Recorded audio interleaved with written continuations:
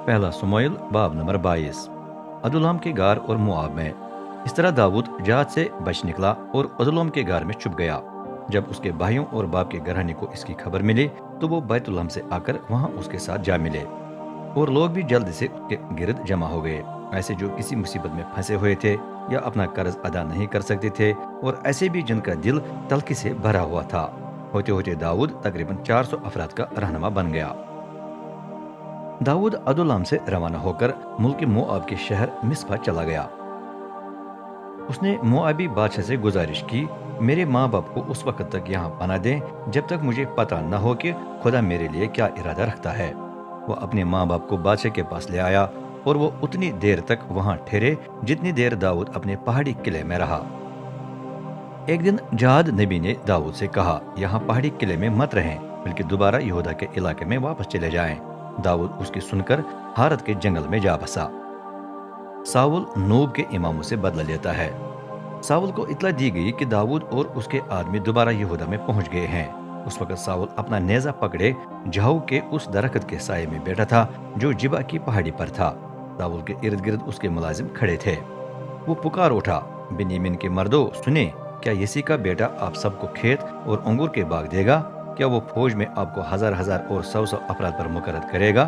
लगता है कि आप इसकी उम्मीद रखते हैं, वरना आप यूं मेरे खिलाफ साजिश न करते, क्योंकि आप में से किसी ने भी मुझे ये नहीं बताया कि मेरे अपने बेटे ने इस आदमी के साथ हाथ बांधा है। आपको मेरी फिक्र तक नहीं, वरना मुझे इतला देते कि यूनतन ने मेरे मुलाजिम दाऊद को उभारा है कि वो मेरी ताक में बैठ जाए, क्योंकि आज तो ऐसा ही हो रहा है। दोयग उदूमी साउल के अफसरों के साथ वहां खड़ा था। अब वो बोल उठा, मैंने यसी के बेटे को देखा है। उस वक्त वो नूब में अखी मलिक बिन अखी तूब से मिलने आया। अखी मलिक ने रब से दरियाफत किया कि दाऊद का अगला कदम क्या हो। साथ साथ उसने उसे सफर के लिए खाना और फलस्ती मर्द जालूद की तलवार भी दी। बादशाह ने फौरन अखी मलिक बिन अखी तूब और उसके बाप के पूरे खानदान को बुलाया। तब नूब में इमाम थे। जब पहुंचे तो साउल बोला, अखी तूब के बेटे सुने। अखी मलिक ने जवाब दिया, जी मेरे आका हुक्म। साउल ने इल्जाम लगाकर कहा, आपने इसी के बेटे दाऊद के साथ मेरे खिलाफ साजिशें क्यों की हैं? बताएं, आपने उसे रोटी और तलवार क्यों दी? आपने खुदा से दरियाफत क्यों किया कि दाऊद आगे क्या करे? आप ही की मदद से वो सरकश होकर मेरी ताक में बैठ गया है, क्योंकि आज तो ऐसा ही हो रहा है। अखी मलिक बोला, लेकिन मेरे आका, क्या मुलाजमों में से कोई और आपके दामाद दाऊद जैसा वफादार साबित हुआ है? वो तो आपके मुहाफिज, दस्ते का कप्तान और आपके घराने का मुअज़्ज़ज़ है। और ये पहली बार नहीं था कि मैंने उसके लिए खुदा से हिदायत मांगी। इस मामले में बादशाह मुझ और मेरे खानदान पर इल्जाम न लगाए।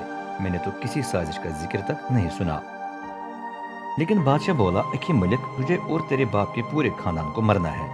उसने साथ खड़े अपने मुहाफिजों को हुक्म दिया, जाकर इमामों को मार दो, क्योंकि ये भी दाऊद के इत्तेहादी हैं। गो इनको मालूम था कि दाऊद मुझसे भाग रहा है, तो भी इन्होंने मुझे इतला न दी। लेकिन मुहाफिजों ने रब के इमामों को मार डालने से इनकार किया।